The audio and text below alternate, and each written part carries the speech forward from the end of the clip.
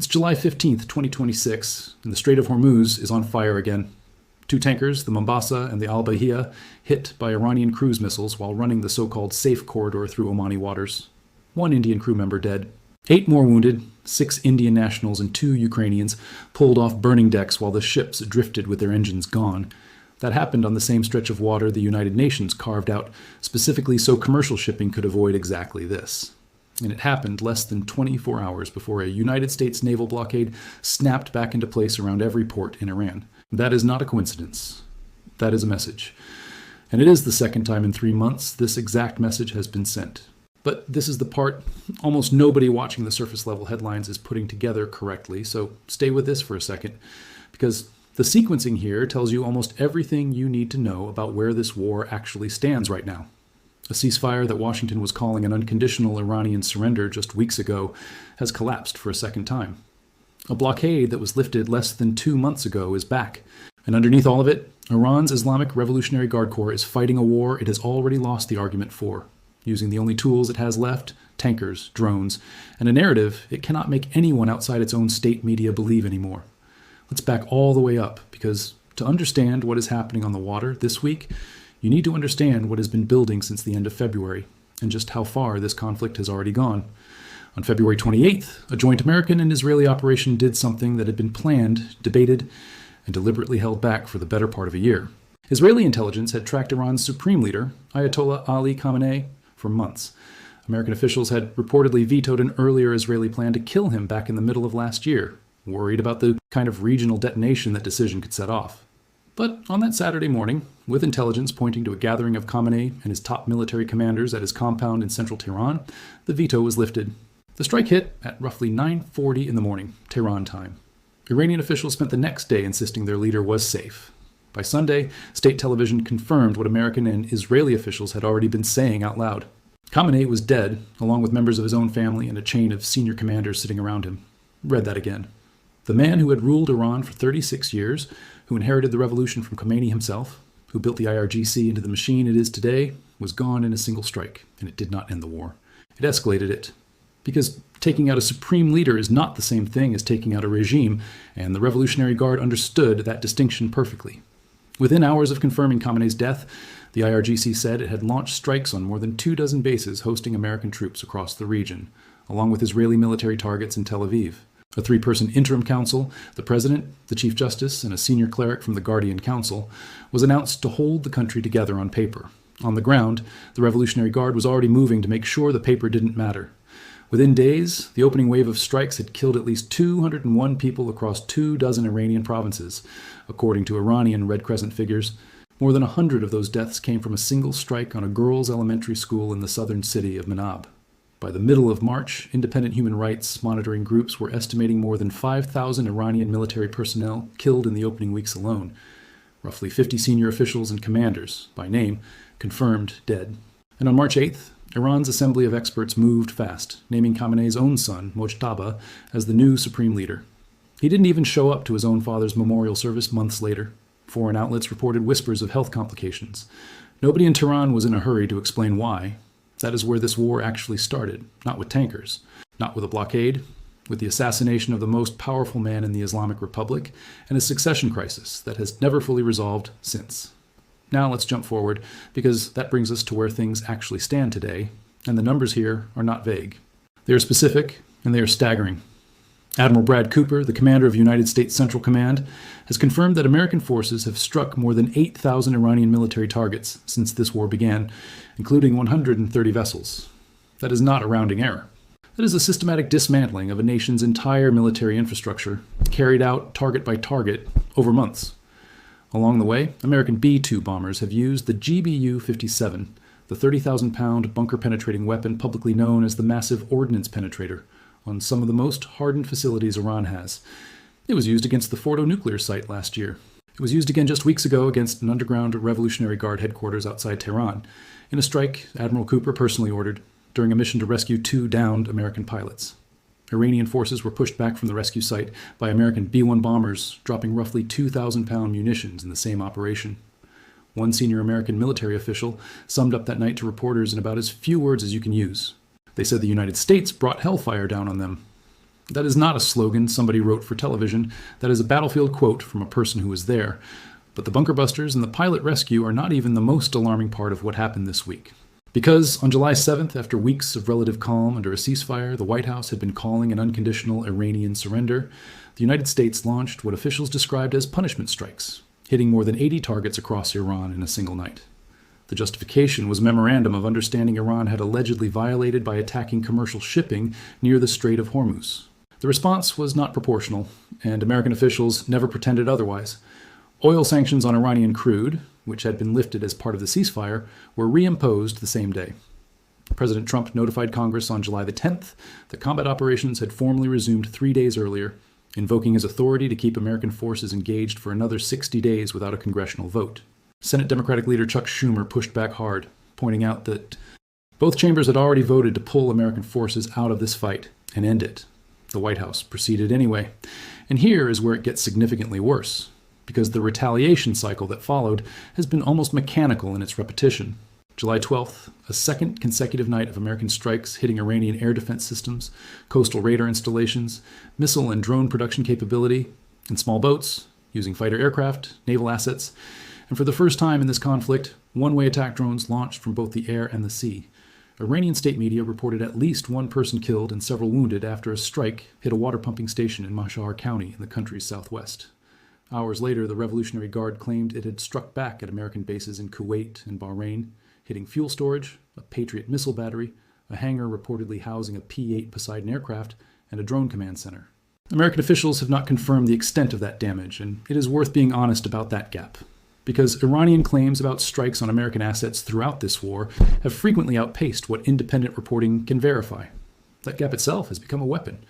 Every unconfirmed claim of a hit on an American base is aimed less at the battlefield and more at an Iranian population that has been fed a story of resistance for months, while its military has been dismantled piece by piece. July 13th, a third consecutive night. This time the target list read like a map of Iran's entire southern coastline struck inside a single 5-hour window. Bushehr, Chah Bahar, Jask, Konarak, Abu Musa, Bandar Abbas. 6 locations, 1 operation. Air defense radar and coastal missile infrastructure hit simultaneously across the length of the Persian Gulf coast. That is not a sequential campaign anymore. That is a fully synchronized strike package designed to own the airspace across an entire coastline before Iranian air defense crews even have time to react in more than one place.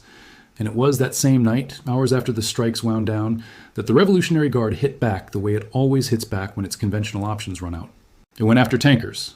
The Mombasa and the Bahiyah, both UAE flagged, both hit with cruise missiles in Omani waters on the southern route, the same corridor the international shipping community had negotiated specifically to keep vessels away from Iranian harassment.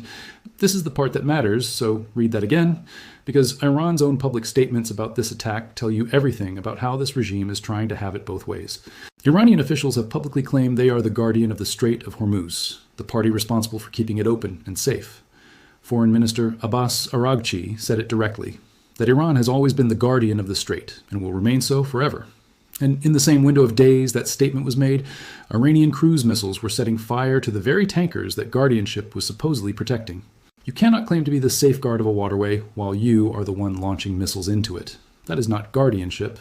That is extortion dressed up as protection, and it is a strategy this regime has leaned on for months because it is one of the only levers it has left that can move a global oil price in a single afternoon. And it worked, at least for a few hours. Brent crude spiked more than 9.5% the moment Trump announced the blockade was going back up, settling at just over $83 a barrel, the single biggest one-day percentage jump for the global benchmark in more than 6 years. That is the financial track of this war, and it is running on its own clock, completely separate from the missiles and the bombers, but just as damaging to Iran's position. Every time the Revolutionary Guard tries to demonstrate strength by threatening the strait, it does exactly what its enemies want. It reminds every energy trader on the planet why roughly a fifth of the world's seaborne oil and a fifth of its liquefied natural gas cannot move safely as long as Iran is allowed anywhere near that choke point. It does not project power. It projects exactly how replaceable Iran's control over that waterway has become. Now here's the demand that came out of all of this, because Trump did something that deserves its own breakdown. He announced the United States would reinstate the naval blockade on Iranian ports, effective 4 p.m. Eastern Time. And in the same breath, he floated a 20% toll on all commercial cargo transiting the strait. positioning the American Navy as a paid protection service for a body of water it does not own and international law does not grant it exclusive control over.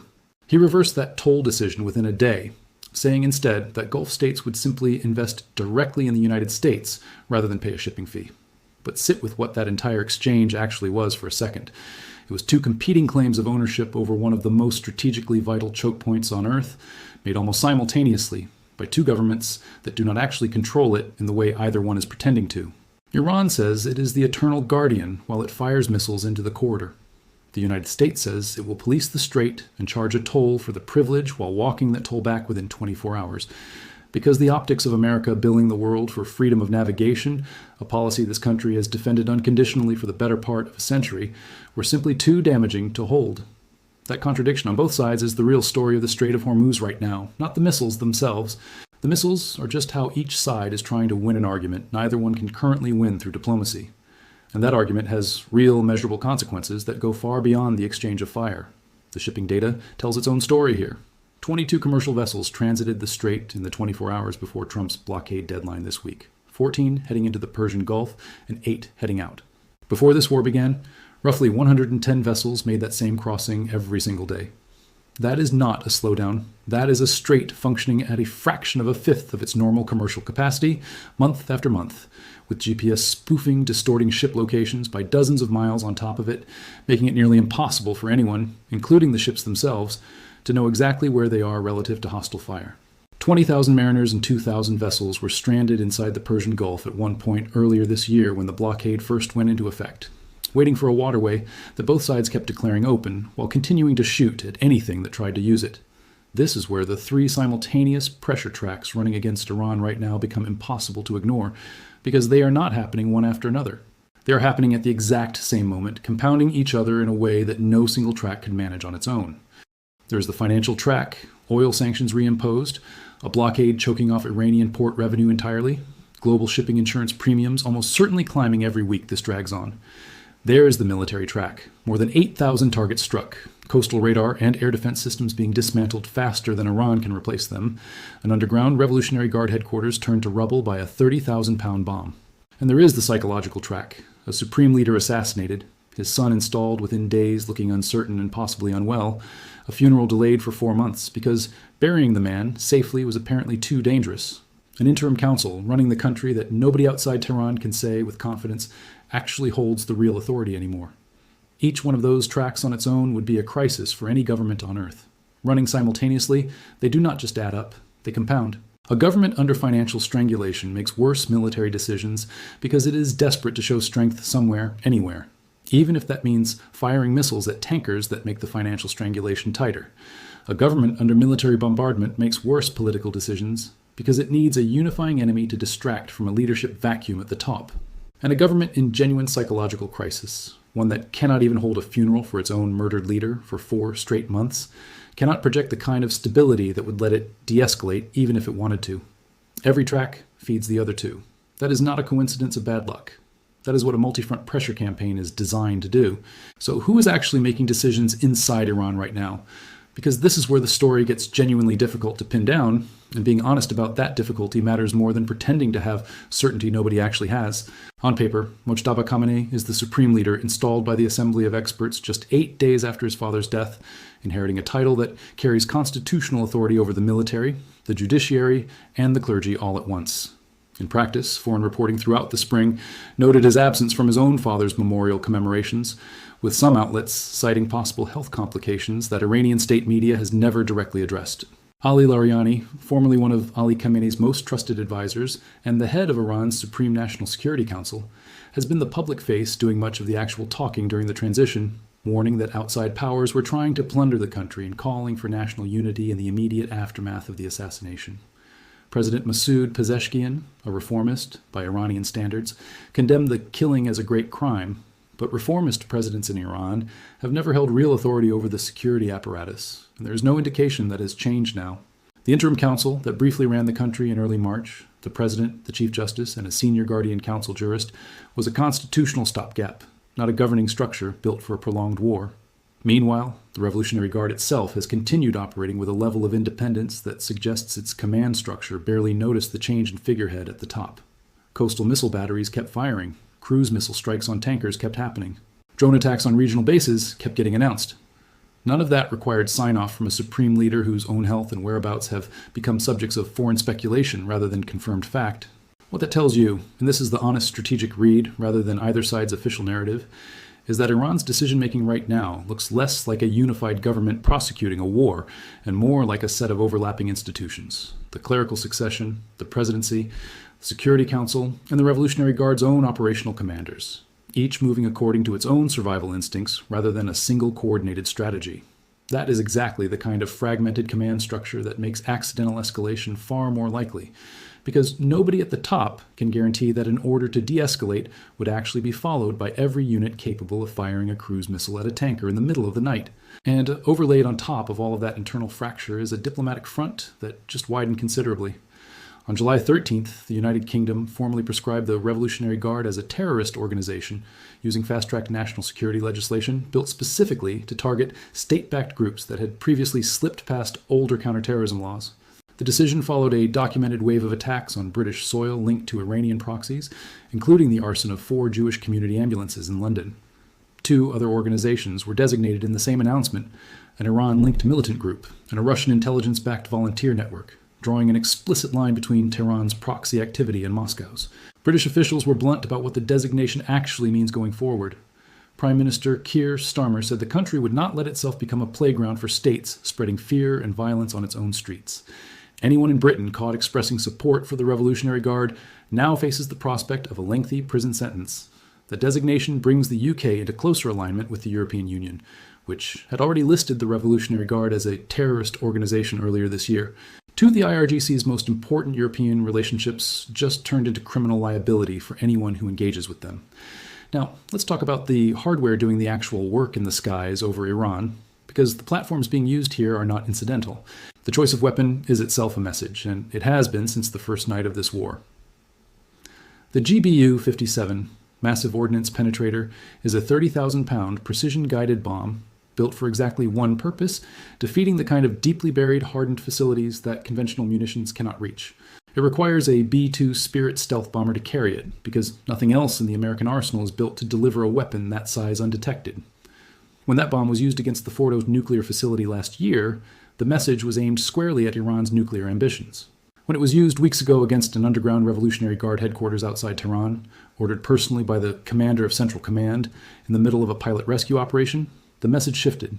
It said the command structure of the Revolutionary Guard itself, not just Iran's nuclear infrastructure, is now considered a target that justifies the single most powerful non-nuclear weapon in the American arsenal. That is an enormous shift in what this war is actually about. It stopped being purely a counter-proliferation campaign months ago. It has become a campaign aimed at the institutional survival of the Revolutionary Guard as an organization. Alongside the B-2s, this war has leaned heavily on electronic warfare aircraft jamming Iranian radar, fighters equipped with anti-radiation missiles hunting the air defense systems that try to light up to track them, and for the first time this week, one-way attack drones launched from both aircraft and naval vessels. A cheaper, more expendable tool for grinding down coastal defenses without risking a single pilot. Layer on top of that the intelligence, surveillance, and reconnaissance picture, the drones and satellite coverage that let American planners watch Iranian coastal missile batteries hide inside cliffside bunkers for weeks before a single strike goes in, and you start to understand why Iran's coastal defense grid has been described by American officials as systematically dismantled rather than merely damaged. This is not a campaign of isolated strikes anymore. It is a fully integrated system: sensors, jamming, precision munitions, and stealth platforms, all pointed at a country whose air defense network is being worn down faster than it can be rebuilt. So where does that leave the actual military picture on the ground right now, in hard terms rather than either government's press releases? More than 8,000 targets struck across the length of this war, 130 vessels hit. A coastal radar and missile network across 6 major southern cities dismantled in a single 5-hour window this week alone. A naval blockade back in effect for the second time in 3 months, this time layered on top of reimposed oil sanctions that were only lifted weeks earlier. Commercial shipping through one of the most important choke points on the planet, running at a fraction of its pre-war volume, with insurance and spoofing risk both climbing. And on the other side of the ledger, Iranian officials claiming strikes on American bases in Kuwait and Bahrain that Washington has not confirmed, drone and missile attacks intercepted by Jordanian and Kuwaiti air defense in the double digits within a single week, and a foreign minister publicly insisting his country remains the eternal guardian of a waterway it is actively attacking. The honest assessment here, the one that does not flatter either government's version of events, is that Iran is losing this war in every measurable category except one. It has lost its supreme leader.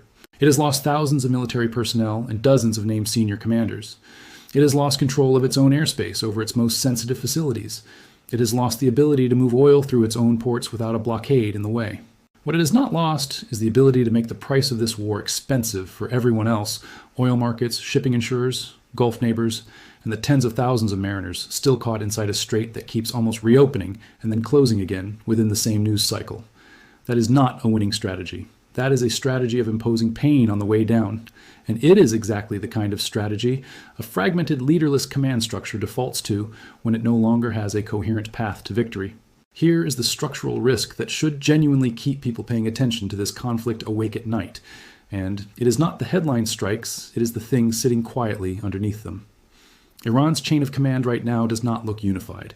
It looks like several overlapping centers of authority, a supreme leader whose health status is a subject of foreign speculation rather than confirmed fact, an interim security apparatus built for a transition period that is now stretched on for months, and a Revolutionary Guard operational command that has continued firing cruise missiles at tankers regardless of what anyone in Tehran's civilian government says publicly. In a unified command structure, a ceasefire means every unit stops firing. In a fragmented one, a ceasefire means most units stop firing until the ones still angry enough, or desperate enough, or simply outside the loop of whatever deal was struck, decide on their own that the ceasefire does not apply to them. That is exactly the pattern this war has shown twice now. A truce gets called an unconditional surrender by one side. Weeks later, tankers are burning in the strait again, and nobody outside the region can say with real confidence whether that decision came from the top of the Iranian government or from a coastal missile battery commander acting entirely on his own initiative. The next 48 to 72 hours matter enormously because the blockade just went back into effect. Oil markets are already reacting, and history in this exact conflict says the retaliation cycle from here tends to move fast. There is one more layer to this that most coverage skips entirely, and it matters more than it looks like on the surface. This war is being fought in two spaces at once, the physical one over the Persian Gulf, and a second one running through phones and social feeds where footage spreads faster than anyone can verify it. Just this week, a video began circulating claiming to show an American strike on a suspected uranium enrichment facility near Iran's Bushehr nuclear power plant, black smoke pouring into the sky, framed as breaking news from an hour earlier. Fact-checkers traced it and found it had nothing to do with any strike on Bushehr at all. That single piece of misattributed footage tells you something important about the environment this entire war is unfolding inside. When a supreme leader can be killed and it takes a full day of contradictory statements before anyone officially confirms it, when a blockade can be announced, floated with a toll, then have that toll rescinded within 24 hours, when a funeral for the head of state gets delayed for 4 months because burying him safely is apparently too dangerous, the information space around this conflict becomes just as contested and just as fragile as the airspace over it. Every video, every claimed strike on an American base that Washington won't confirm, every claimed intercept that a Gulf state announces before the dust has settled, has to be weighed against a documented pattern of exaggeration, denial, and outright fabrication running in both directions. That fog is not an accident of a fast-moving war.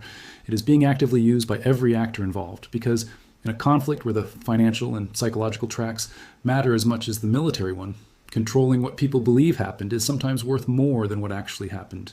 And that fog extends directly into the question of what an Iran without Khamenei's original chain of command actually becomes once the fighting eventually slows down. Analysts who study the Islamic Republic's internal structure have been blunt about what taking out a supreme leader does and does not accomplish. The Council on Foreign Relations noted flatly that removing Khamenei is not the same thing as regime change, because the Revolutionary Guard is the regime in every way that actually matters day to day. Economic analysts have been just as direct about the road ahead, regardless of who technically holds the title of supreme leader. One chief strategist covering the region put it about as plainly as it can be put, warning that Iran's economy is headed toward becoming a parking lot unless whoever ends up running the country afterward is more willing to actually negotiate with Washington than the leadership that just got killed was. That is the trap sitting underneath every strike, every blockade announcement, and every burning tanker in this story. Even total military dominance does not automatically produce a stable outcome on the other side of it. It just clears the battlefield for whichever faction inside Iran's fractured command structure is strong enough and ruthless enough to fill the vacuum first. Right now, on the water and in the skies, that faction still looks like the Revolutionary Guard itself, the same organization these strikes were partly designed to break.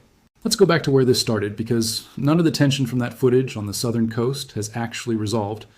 2 tankers are still sitting damaged in the water off Oman. A blockade is now in full effect around every Iranian port for the second time this year. A supreme leader who has been dead for 4.5 months only recently received a funeral. His own government was too afraid to hold any sooner. A country that keeps calling itself the eternal guardian of the world's most important oil choke point is the same country that just set 2 of its own guests on fire inside that choke point with cruise missiles. Somewhere between Bandar Abbas and Tehran, a command structure that nobody outside Iran, and quite possibly nobody inside Iran either, can fully map right now, is deciding what happens next in a war neither side has found a way to actually end. The bombers are still in the air. The blockade is still standing. And the fire on the water off Oman this week is not the end of anything. It is just the version of this story that happened to be burning on the day this was recorded.